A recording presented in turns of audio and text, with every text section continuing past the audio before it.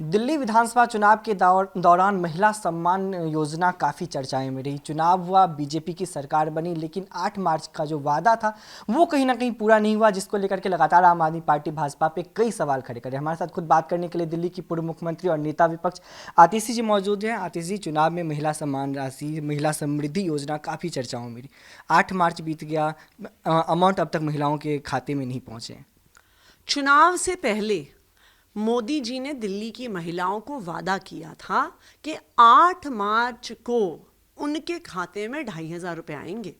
उन्होंने तो यहाँ तक कहा कि अपने खाते को अपने फ़ोन से लिंक कर लो, 8 मार्च को मैसेज आएगा कि खाते में पैसे पहुँच गए।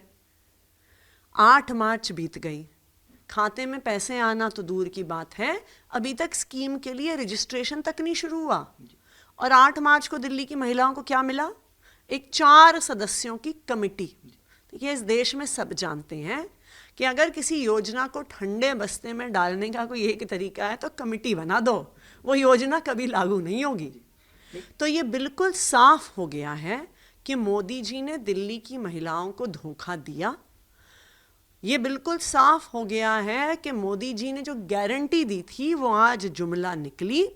और आज के बाद चाहे दिल्ली के लोग हों, चाहे देश भर के लोग हों, कोई भी मोदी जी की चुनावी गारंटी पे भरोसा नहीं करने वाला, क्योंकि चुनाव से पहले गारंटी होती है, चुनाव के बाद धोखा होता है। लेकिन बीजेपी कह रही है कि हमारे कैबिनेट में इस प्रस्ताव को मंजूरी दे दिया गया है और बहुत जल्द महिलाओं के खाते में ये अमाउंट ट्रांसफ़र कर दिए जाएंगे। आम आदमी पार्टी को इससे आपत्ति नहीं होनी चाहिए। तो उन्होंने 8 मार्च का वादा क्यों किया? प्रधानमंत्री नरेंद्र मोदी जी तो 15 साल गुजरात के मुख्यमंत्री रहे, 10 साल से ज़्यादा देश के प्रधानमंत्री हैं। क्या उन्हें सरकारी प्रक्रिया पता नहीं थी? ऐसा तो हो नहीं सकता कि इतने साल मुख्यमंत्री और इतने साल प्रधानमंत्री रहने के बाद उन्हें सरकारी प्रक्रिया ना पता हो। तो एक ही मतलब है कि जानते बूझते उन्होंने दिल्ली की महिलाओं को धोखा दिया। ये जानते हुए कि वो 8 मार्च को पैसे नहीं दे सकते, उन्होंने दिल्ली की महिलाओं को झूठ बोला। इसलिए आज के बाद मोदी जी की गारंटी पर इस देश का कोई भी इंसान भरोसा नहीं करने वाला। एक आखिरी सवाल, बीजेपी कह रही है कि आम आदमी पार्टी भी लगातार 12 साल सरकार में रही थी, उनको पता होना चाहिए कि एक प्रोसीजर होता है, उसके बाद ही ये अमाउंट ट्रांसफ़र किए जाएंगे। तो मोदी जी को प्रोसीजर नहीं पता था क्या? मोदी जी को नहीं पता था कि 8 मार्च तक पैसे नहीं दे सकते? तो या तो भाजपा को सरकार चलानी नहीं आती है, या मोदी जी झूठ बोल रहे थे।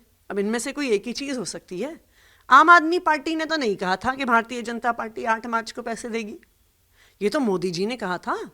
और मोदी जी ने ये कहा था, ये मोदी की गारंटी है कि 8 मार्च तक पैसे खाते में आएंगे। तो आज ये साफ हो गया है कि मोदी जी की गारंटी झूठ होती है, मोदी जी की गारंटी धोखा होती है।